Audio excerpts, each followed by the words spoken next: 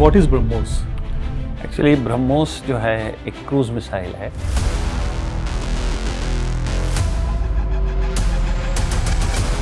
It is a clear message that India is not going to be first remain confined in Indian Ocean region.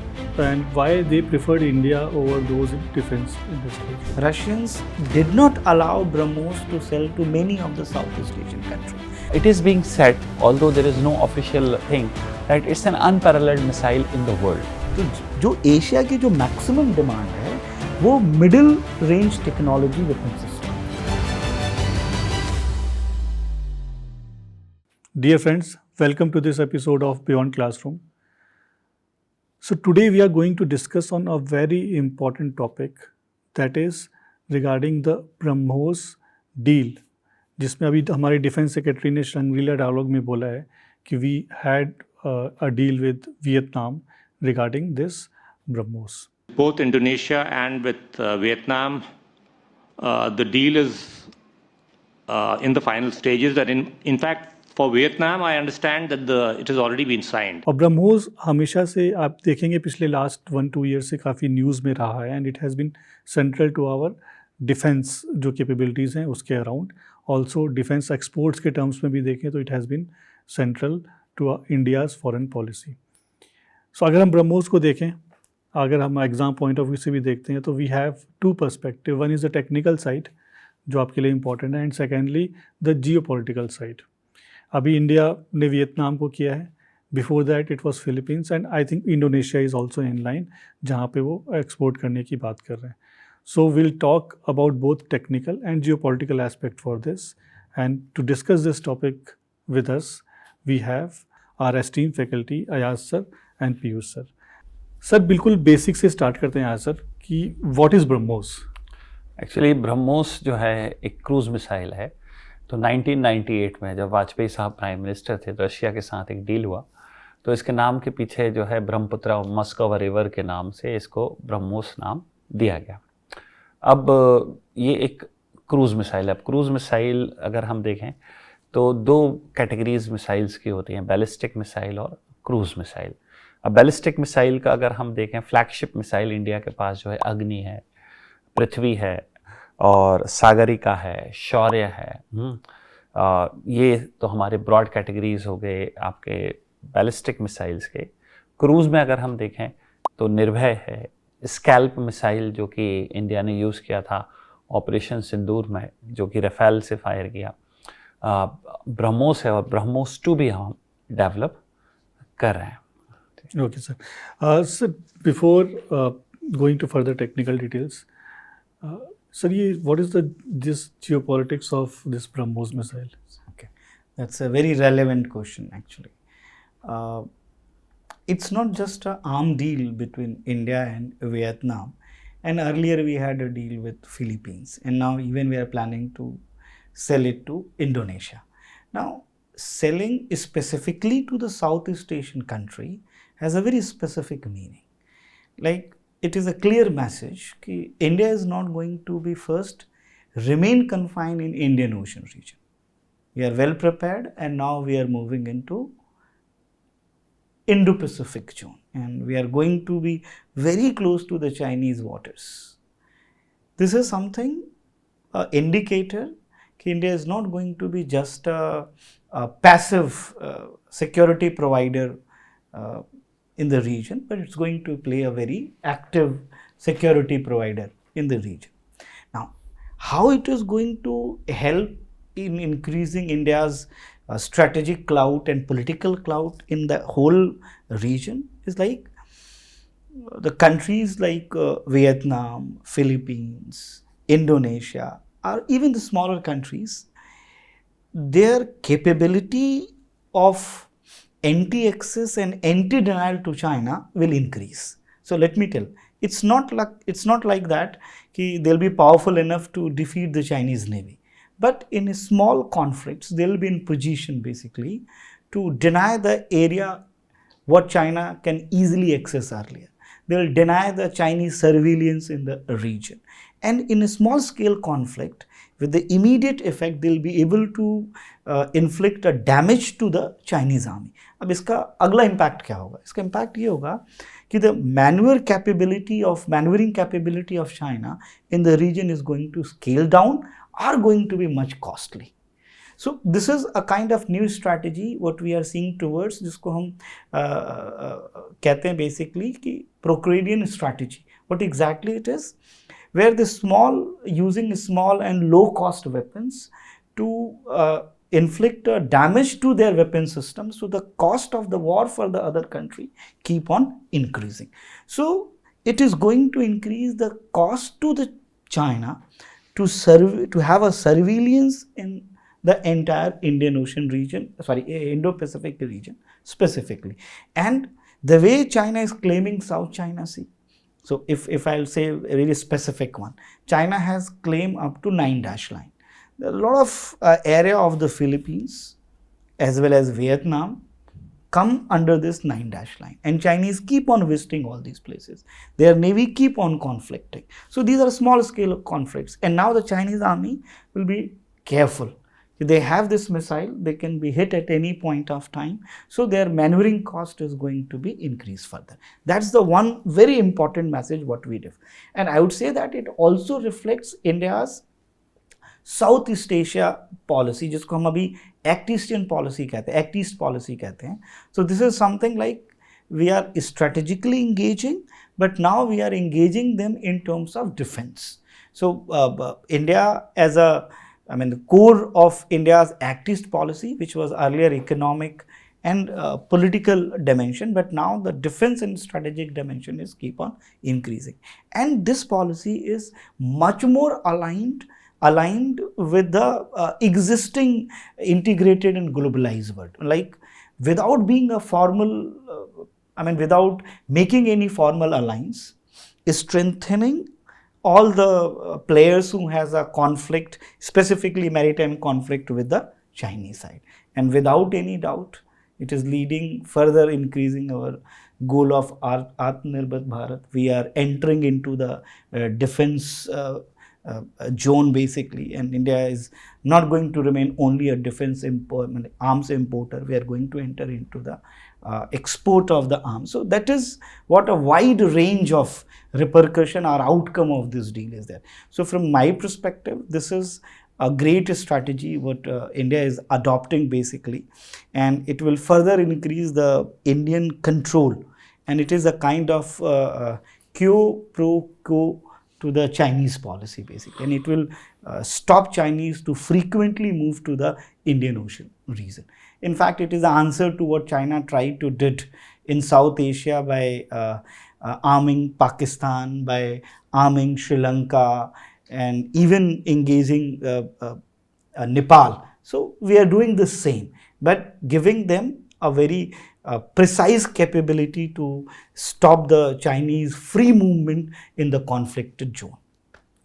Sir, but there are defence industries all over the world जहाँ पे आपस में compete भी करते हैं जी जी, और इतनी बड़ी डील थी.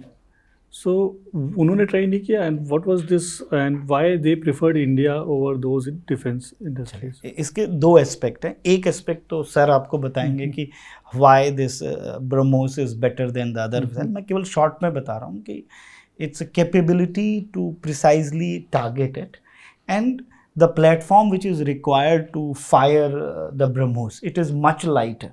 If you compare, there is a two more missile, we can compare it. One is a Russian missile, that is Yakunt basically, and there is another missile CX-1 of China, and both are willing to sell it to the Southeast Asian country.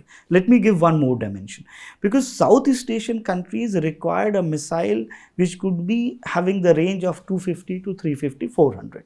They don't need a missile for the 800 kilometers. So these two missiles are very suitable for the Southeast Asian countries.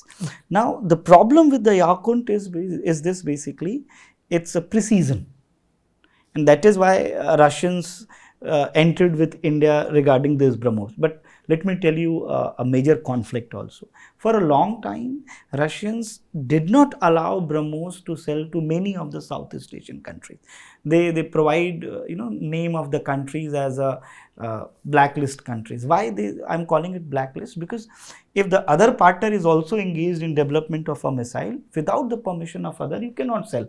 They say even if the Russia want to sell it to the Pakistan, we won't allow to sell it to the Pakistan. So what earlier Russians did that, to sell Yakunt in the Southeast Asia, they put many countries in that particular list. It should not be given to the Vietnam, to Philippines, and that is why India was not able to. Now Russia, in the current geopolitical scenario, where there is immense pressure over the Russia because of the Ukraine war, allowed India to sell it. This is also reflecting that the strategic compatibility of India and Russia is keep on increasing, and the depth is much more the way the world perceive it basically. Now when it comes to the CX-1, it is the Chinese one, and the maximum use of the missile for the Southeast Asian country is against the Chinese naval maneuvering power over there.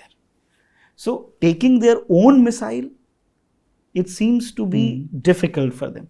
So BrahMos is precise and very much suitable for the Southeast Asian countries looking into their border conflict in South China Sea and greater politics of the region basically. Sir जैसा इन्होंने बोला कि let's come first discuss about the technical feature of BrahMos, then we'll delve more into the geopolitics of it. So sir, if you throw some light on it. Actually when we see cruise missiles, so cruise missile basically they operate on jet engine, and jet engine, if I speak in a very laymanish manner, they carry the fuel but they use atmospheric oxygen. So as a result, they do not fly at a very high altitude. They can go, like BrahMos goes maximum up to 15 kilometer altitude compared to the ballistic missile which follows the parabola path. Okay. So now if we see these cruise missiles, so we put them broadly into subsonic, supersonic and hypersonic category. Now subsonic means their speed is less than the speed of sound. And here we have two missiles. We have a Scalp, which is on Rafale, and we have Nirbhay missile. Now then the supersonic one is BrahMos. And BrahMos, as you asked, sir, that why BrahMos was preferred.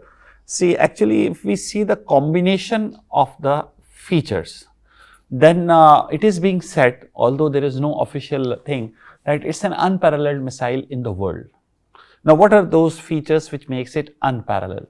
First and foremost, it's supersonic. Supersonic means it flies at 2.8 times the speed of sound. Point number one. And second thing is, it is fire and forget. Fire forget Hindi में हम कहते हैं दागो और भूलो. So fire and forget, जैसे sir ने भी बोला, precision strike. जैसे अगर हम भी देखें ऑपरेशन सिंदूर में BrahMos यूज करने का, जैसे रहीम यार खान बेस वगैरह जो हिट किया, BrahMos, जब आपको एक स्पेसिफिकली एक टारगेट को हिट करना है तो वो BrahMos है.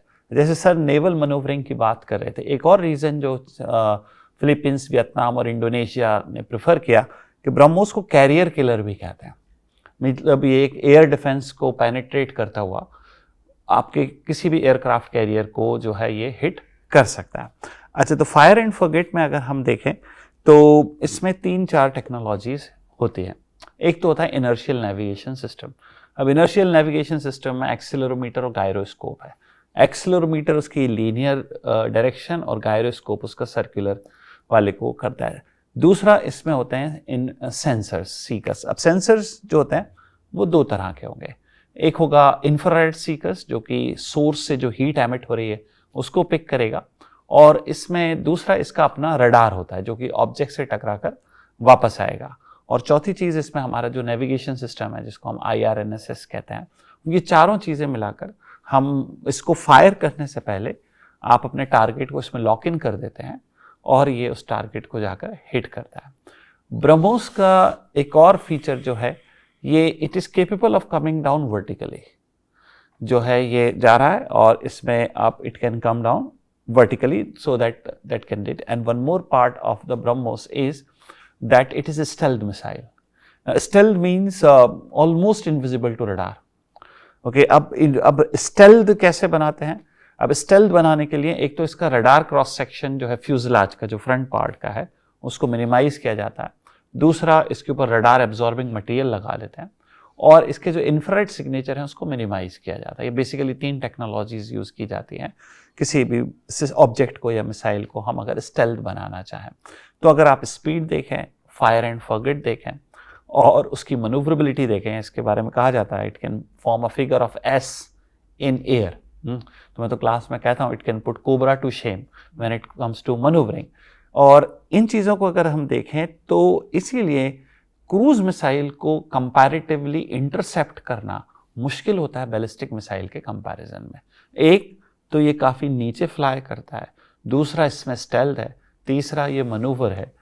ये भी फैक्टर्स होंगे जियोपॉलिटिक्स के अलावा, जिसको जो रीज़न रहे होंगे फिलीपींस, इंडोनेशिया और वियतनाम के लिए ब्रह्मोस के फेवर में जाने के लिए। तो जो सर कह रहे हैं वो बिल्कुल सही है कि ये जो फैक्टर्स हैं वो एक्चुअली जियोपॉलिटिक्स को ही स्ट्रॉन्ग बनाते हैं, because these countries like Vietnam or Indonesia or Philippines, once they take such a strong missile basically, so they'll be in a better position of anti-axis and anti-denial basically.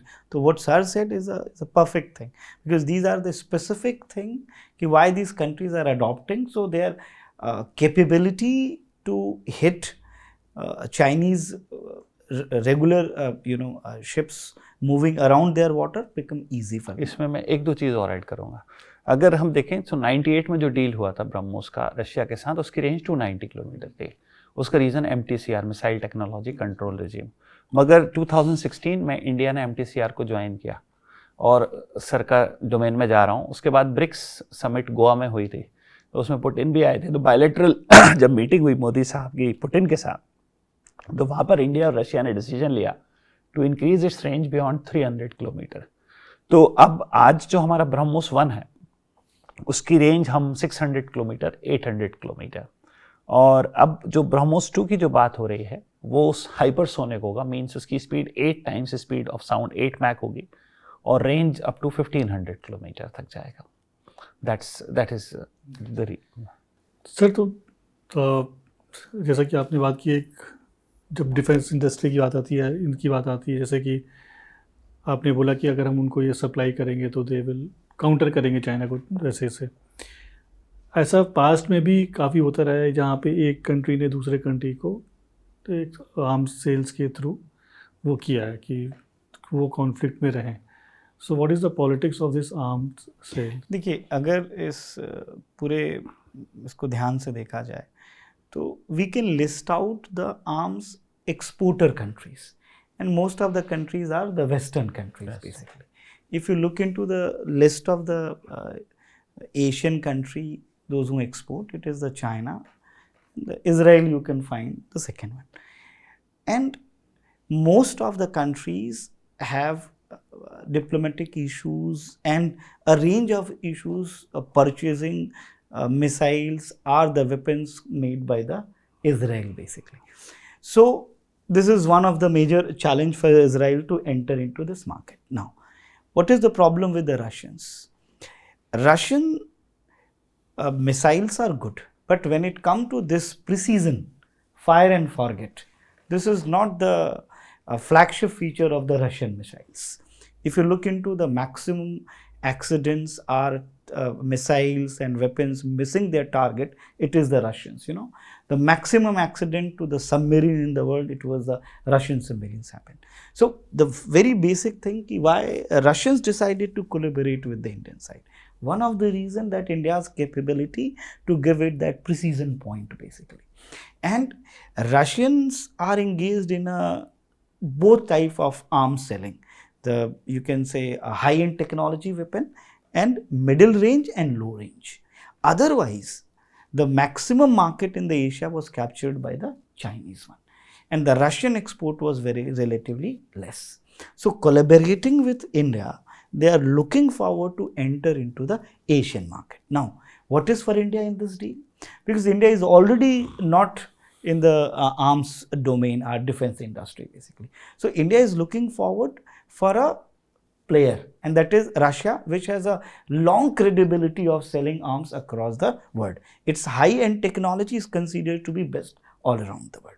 That is why India find it an opportunity to collaborate and sell specifically to those which are reluctant to buy the Chinese missile, and Southeast Asians are the ideal in that. I'm just going on further. Even India is collaborating with Israel also. And if you look into the missiles what we are developing with the cooperation with the Israel, it is also designed for the mainly Asian countries. और अगर आप थोड़ा और समझेंगे इस बात को, तो अगर हम लिस्ट करने की कोशिश करें कि कौन है जो हाई एंड वेपन खरीदता है, तो you can make a list कि एशिया में 5-6 पावर मिलेंगे, इंडिया मिलेगा, पाकिस्तान मिलेगा, चाइना मिलेगा, those who can purchase the high and weapon. अब नेपाल और भूटान तो 5th जनरेशन खरीदेंगे. तो जो एशिया की जो मैक्सिमम डिमांड है वो middle range technology weapon system की है बेसिकली, और western countries are more into the high end, and in the low end technology or middle end technology, it is basically the Chinese and the Russian, and India is looking forward to make entry into that market, and Russia is a very reliable partner. अच्छा, जब Israel के साथ हमारा cooperation हो जाएगा या जो missiles हम डेवलप कर रहे हैं इसको भी एशियन मार्केट में सेल करना आसान होगा. ये डायरेक्टली इजराइल से नहीं खरीदेंगे because of the multiple reasons basically, लेकिन they will be able to purchase through the India. और हमारे लिए भी बेहतर है. इसको आप इससे भी कनेक्ट कर सकते हैं कि हम अपने जो डिफेंस इंडस्ट्रीज़ है उसका प्राइवेटाइजेशन भी कर रहे हैं. फॉरेन इन्वेस्टमेंट की रेंज हमने काफ़ी ऊपर कर दी है, 51 से अब तो हम 100% की ओर चले गए. तो ये इसका रीज़न ही यही है कि there could be more investment and India can become a hub specifically for middle and low range arm system basically. So, sir, what are the potential risk? हाँ, देखिए पहले तो मैं जियोपॉलिटिकल रिस्क की ही बात करूँगा. तो एक तो सबसे बड़ी समस्या जो ये है कि if you started arming South East Asian countries, so first there will be reluctance among even Southeast Asian countries. They may purchase your missiles and weapon system, but beyond a limit they are not also going to purchase. Why? Because that will be threshold where China is not going to tolerate beyond that line basically. So this market is a very limited. Today we may say that it is one of the biggest deal, but if you look into the other global deals, it is a very small portion of that. Now the second risk is related to, as I explained it earlier, the contemporary, the other missiles like what Russia want to sell into or what the Chinese want to sell into. So they will also try to stop the selling of the Indian missiles, in these markets. And third, which is more worrisome for us, like China may look forward to provide high-end technology weapon, radar, to the neighborhood. I am talking about Pakistan. As we know that Pakistan during the Operation Sindoor, there was a lot of help coming from China. If this type of engagement will continue to rise, there is a high possibility that the China-Pakistan collaboration nexus, China, Sri Lanka or China, Nepal, is going to extend it further. Basically. There is already news that China is looking to provide Pakistan 5th generation fighter aircraft. So that might this is accelerate or catalyst. Sir, would you like to add any further thing to the discussion? In this discussion, what I can tell you about is some other missiles and the comparison of the ballistic and cruise. So if we see ballistic missiles are basically based on rocket technology. Rocket we call it, which carries its fuel as well as the oxidizer both. So as such it doesn't require atmospheric oxygen. So the benefit is it can go beyond the atmosphere, and obviously it does, means the altitude or oxygen presence is not the limitation. And the examples of the ballistic missile, if I tell you, we have Agni series. Agni, we have Agni 1, 2, 3, 4, 5 and Agni Prime is also there. And if we see Prithvi is there, then Sagarika is there, which is a missile on Arihant, which is a nuclear submarine of India, and that's a part of the nuclear triad. And then recently we have this INS Arighat and Aridhman, which is equipped with K4. K4 is a submarine launched ballistic missile, which is a naval variant of the Shaurya missile, which has a range of around 3,400. So these are the major ballistic missiles. Ballistic missiles, when you're looking for large scale destruction, that is, you can see. Whereas cruise missiles are based on jet technology, they mainly fly in the Indo-atmosphere, they don't go beyond the Indo-atmosphere. And as being close to the surface of Earth, they are maneuverable. Now, if we see India, we had, there is a correlation of Indian satellite launch vehicle with the IGMDP. So, as we can go into the bit of history, when 1974 the nuclear test was conducted, Operation Smiling Buddha. So, after that we felt the need of having the ballistic missile. So, one of the things ISRO did was they started testing or launching SLV-3, which was proper first rocket of India, that is satellite launch vehicle 3, and SLV-3 uses solid fuel, and this SLV-3 became the platform for Agni. And if you see all the variants of Agni, including Prime, they all uses solid fuel because the basis is SLV-3. That's why if we see MTCR explicitly says you cannot transfer rockets or the parts of the rocket. Now, after that we have Prithvi. Prithvi has 3 variants, one for Army, one for Navy, the other for the Air Force. Then I have just told you about the Sagarika and the Shaurya as well. Okay. So dear friends, we have come to the end of this session. I hope कि आपको ये episode पसंद आया होगा. This topic is very important for you for civil services point of view, both for prelims and mains. Prelims में हो सकता है आपको टेक्निकल चीज़ें ज़्यादा ग्रेविटेट करें, बट मेंस में अगर हम देखेंगे तो obviously geopolitics will play a important role. This topic was suggested by a student जिसको हमने टेकअप किया, and I would again request all of you to keep appreciating this program, and if you want कि कोई हम topic take up करें तो do comment in the comment section, we'll definitely take it up. Till next episode, we'll take your leave. Jai Hind.